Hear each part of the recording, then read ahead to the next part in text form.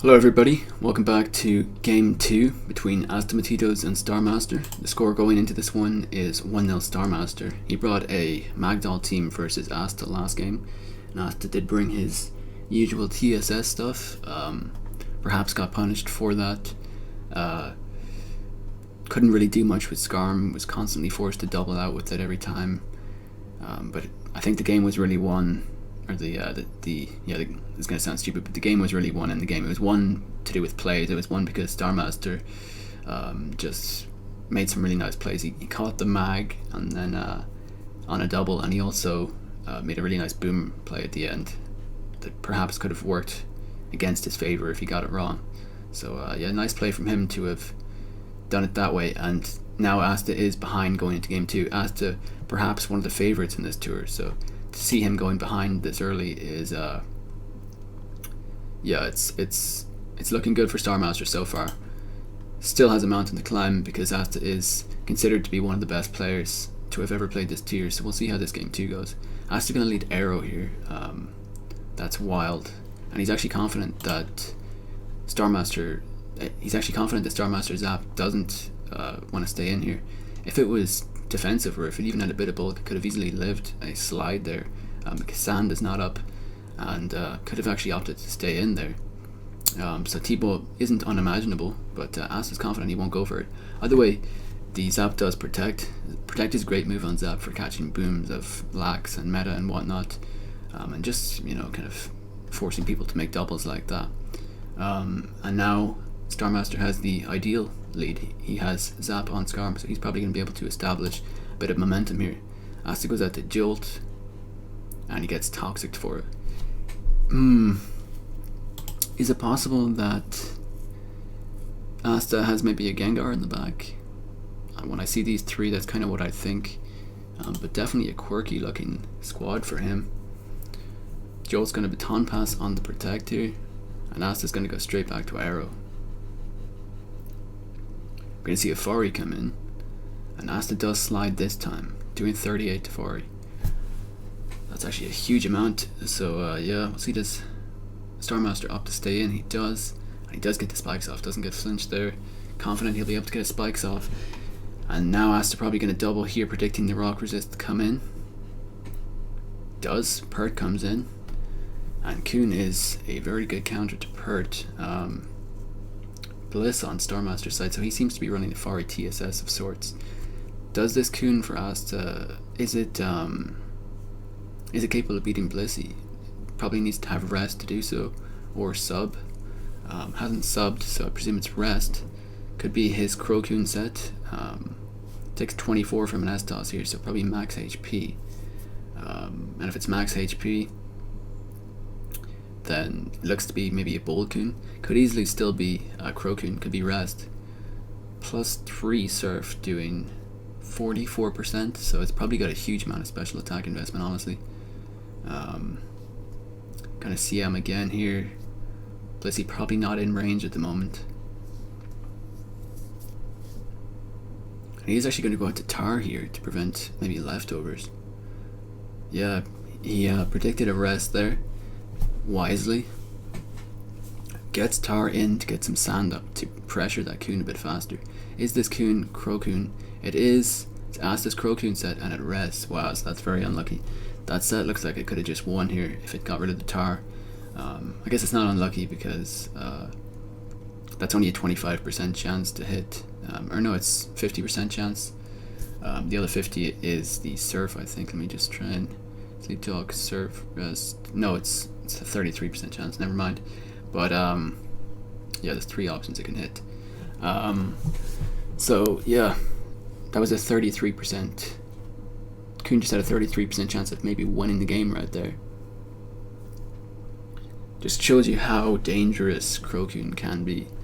I predicted Gar earlier as a last, but saying that, let me just pause here, saying that I don't see any good rock resists here for Asta, so probably got a rock resist of sorts as a last. And if that's the case, then this Fari could have just come in here, because I think it can probably just spin for free. Maybe Asta Skarma as drill peg, but should be able to spin whenever it gets in. Does T-Bolt into the Jolt here. This app probably does beat Jolt 1v1 though, considering the fact that it's toxic and it's in sand. But either way, Storm's happy to keep T-bolting here. Thing is, Jolt will eventually have to switch out, and this is probably...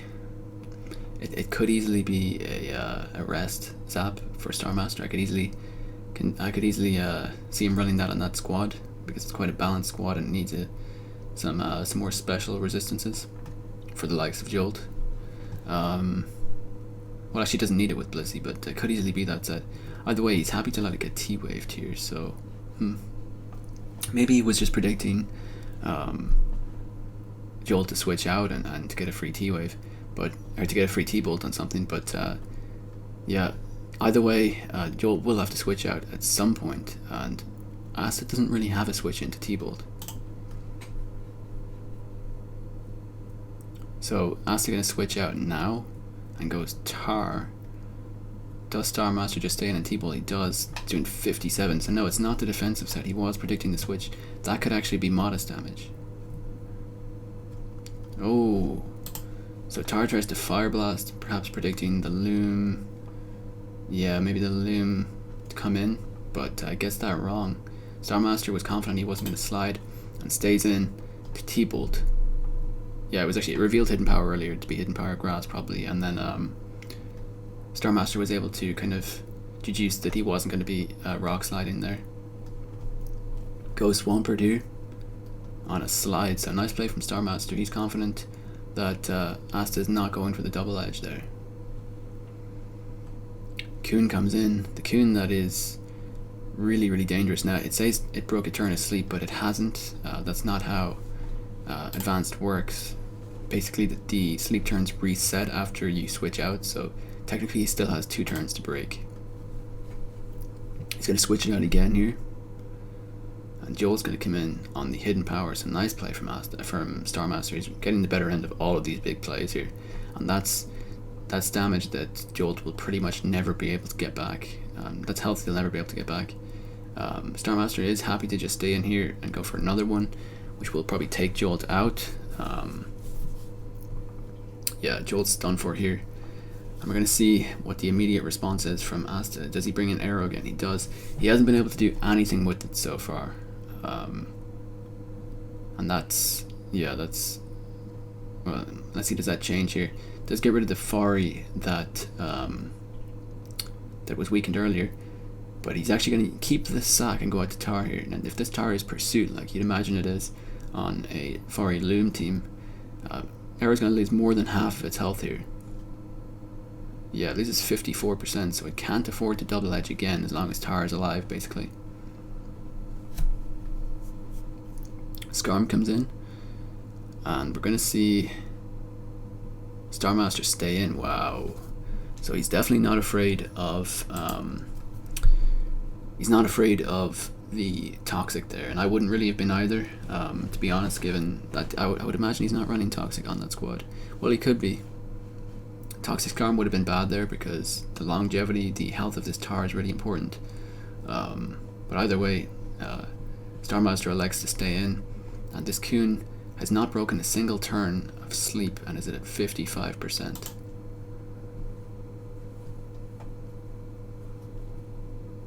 So it's going to stay in here. Sleep Dog, does it get any decent moves off? No, another rest.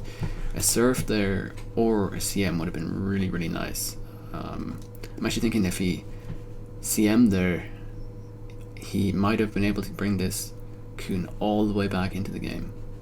But unfortunately for him, unfortunately for Asta, he has not. So it came really close to winning this game twice now. Well, maybe not here, but definitely had a chance to bring it back into the game. And kind of got locked out again by getting a rest. It is kind of a dice throwing mon. You throw a dice up every time you're clicking a move with Crocoon, because you never know what it's going to get. It does finally get the Surf here, and actually kill Tar there from 65. So a CM or a Surf would have been huge. The first time against Tar. Does Loomer outspeed and kill here? Let's see. Just looking in the chat, it does. So Asta does switch out here. Now I don't know, has Loom spored anything yet? It hasn't. So perhaps I'll be able to get this Scarm. It does 45 with Sky Uppercut, so that might actually be... it might be the YOLO Scarm set. And if it's YOLO Scarm, it's just going to drop to whatever gets hit by. YOLO Scarm does hit really hard with Drill Peck though. Drill Peck's into the Zap for 19, yeah, that's a lot. Starmaster could have alternatively gone for Spore there on the Scarm and then Focus Punch, but he wasn't happy that the Scarm wouldn't wake up after 2 turns, didn't want to take that risk. And Asta does have that second Rock Resist. Well, Kuhn's not really a Rock Resist, but kind of the pseudo Rock Resist. Does have a proper Rock Resist this time in Pert. Asta makes a really nice double to arrow here, and he's going to be able to put pressure on the Blissey. Starmaster's actually going to stay in here, and probably T-Wave? No. I feel like T-Wave would have been better there because you could have just recovered up on the arrow. But he's actually going to sack the Blissey here. That Blissey could have beaten the arrow 1v1 from there. Swampert going to come out here on the probably mandatory Drill Peck, yeah. Starmaster's done a really good job so far of keeping his sacks. Pretty much now at any point you can change the momentum for what he wants because because just looking at this, he can sack Fari at any point and he can sack Blissey. So if he feels that he has a bad matchup with the opposing mon at any point, he could have just switched out and been able to change it by sacking something. So really nice play from him to do that. Not going to keep the Pert in here, wants to keep that for later on. He's going to sack Fortress. So Zapdos probably going to come out here. And I'd imagine Asta is going to scout for, he's going to fish for a power here. 219% Drill Pecks will actually take the Zap down. Gets a crit for 35. So could be bringing this one back slightly. Starmaster lets out a little exclaim in the chat that he's in a rough spot now. Pert's gonna protect. I wonder does Torrent boosted Hydro actually kill from here? Probably does. No? Depends on how much investment's in this Pert. Let's see. I'm gonna bring Scarm very, very low anyway. Oh man. Starmaster in huge trouble now. We'll definitely need to Spore this Scarm and then get 2 Focus Punches, I think. Yeah, because he can't do anything with Blissey. Starmaster's gonna get the triple though. Gets the triple. Perhaps actually, oh no. Perhaps Scarm was faster than the Loom. And that's why he actually wasn't confident in staying in earlier and sporing it. Yeah, maybe I just completely overlooked that. So Scarm could actually be faster. Could be the, it has leftovers. Could be Jolly, but it's probably Adamant, so it's probably 238. And if Breloom is lower than 238, which is like its max for Adamant, I think. Yeah, it is. Max Adamant is 238, so it could even be lower and have a bit of bulk. And if that's the case, then Scarm is actually faster here and would have OHKO'd all of those. But also, if Hydro does kill here, or even close to kill, Breloom wins with Mach Punch. So we'll see.